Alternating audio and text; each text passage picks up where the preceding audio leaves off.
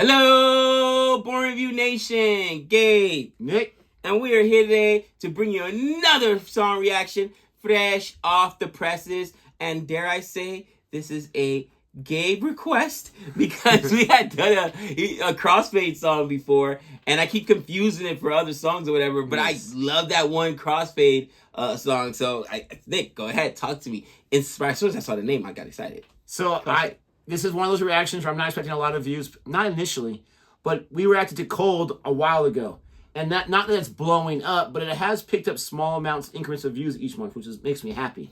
But we've been talking about Crossfade. So unless you're a Crossfade fan, you're not going to know the band, obviously. They came and went, but they have some great songs. And this song, Invincible, is one of my favorites. It starts off right away with just a great little hook and song, but it is kind of more of a ballad, not like we just reacted to Coldplay The Science. It's not that kind of slow, but it's kind of like a love song. Okay. But it's still awesome. I love this song. It's called Invincible. We're going to jump right into it. We're not going to waste any time. If you like our reaction way, please don't forget to like and subscribe. And please, in the comment section, let us know if this is the first time you've ever heard this band. That would make me so happy to know I introduced someone to it. And if it's your first time, like he's going to share his thoughts, let us know what your thoughts are. Here we go. Backwards again.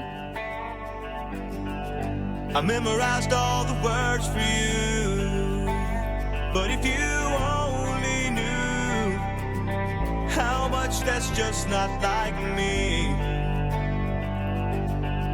I wait up late every night just to hear your voice, but you don't know that's nothing like me.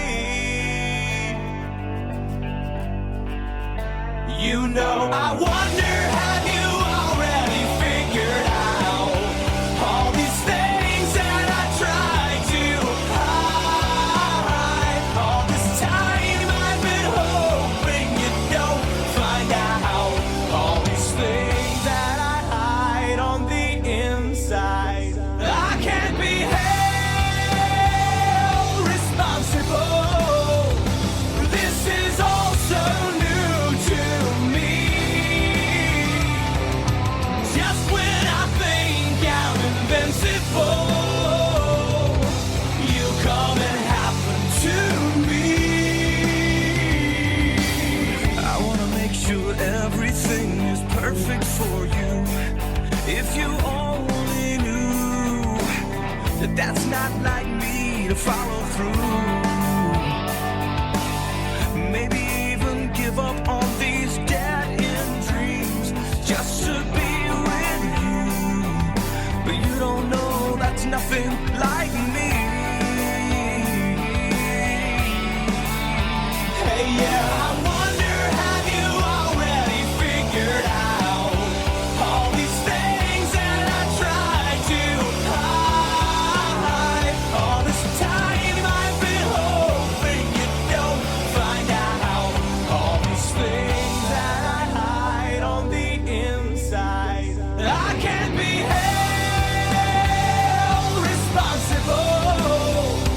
This is all so new to me.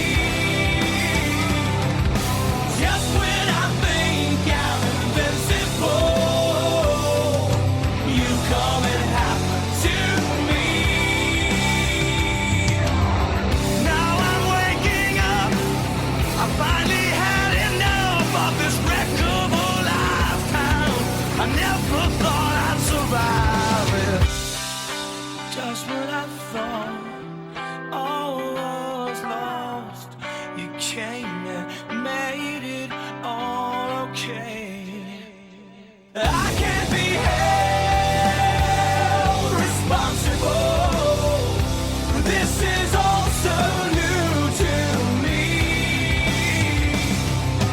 Just when I think I'm invincible, you come and happen to me. I can't be held responsible. This is all so new to me. Just when I think I'm invincible.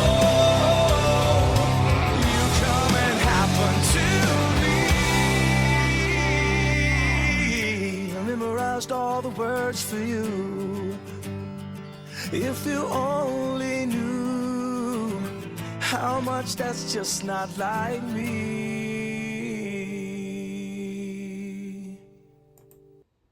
There's a song request or recommendation for a song called Dear Cocaine. Oh my. I did not know that they sing a song called Dear Cocaine.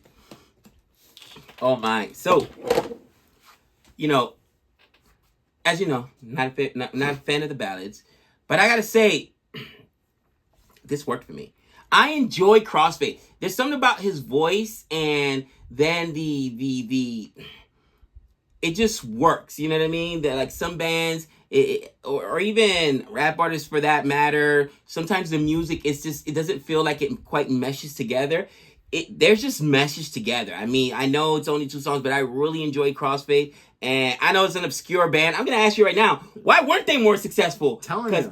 Because I get that song in my head. Even Savannah, I never meant to be so cold. I never. Such a good but song. really meant to just say. The way it starts off. Is I'm sorry for looking the back way. at you. Yeah, I love it. Why weren't they more successful? Dude, I don't know.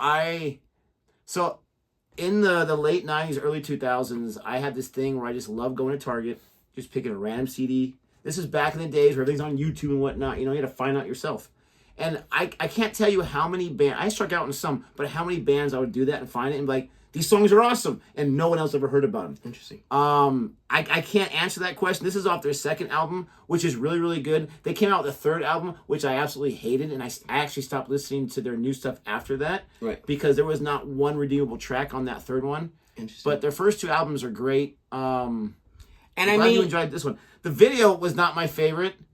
Girls just walking the entire time. I like them like rocking out and like a banded beat up playing. That was kind of cool. But other than that, the only thing I can think of is their music might have came out at a time where like the scene was oversaturated. And when it comes to music, and at least in the rap world, there is what you call the gatekeepers, right? Where how many radio spins do you get? How much airplay do you get? Do they push the music? As much as I don't like some of today's music, the one thing about it is, for the most part, it's authentic, because guys on SoundCloud can get their own following. Before the internet, before, Napster and MySpace and all that other stuff, it was basically, why was your music popular? Because it was on the radio, or Yo MTV Raps, or, TRL or whatever, and that's where the following came from. Very few people did what you did, where you just randomly go into songs and let me see what I like. You were fun. Really listening to what you were familiar from, what the DJs played, right? So they were kind of the gatekeepers from that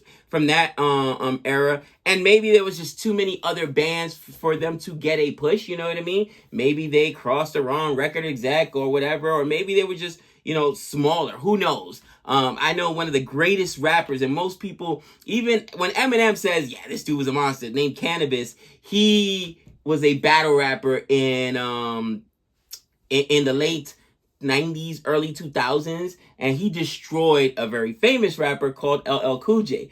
LL Cool J, which had, man, the guy is like Def Jam's poster child. He had so much money that they literally blackballed him. Other artists stopped working with him because it was like he gets no push. And unfortunately, Cannabis's career always stayed underground, even though he's considered one of the best lyricists of all time. And like he's battled everyone from Eminem to LL Cool J, and he doesn't take losses. Like Cannabis is a monster. You know what I mean? So it's crazy. Again, and there's also politics like that in the industry.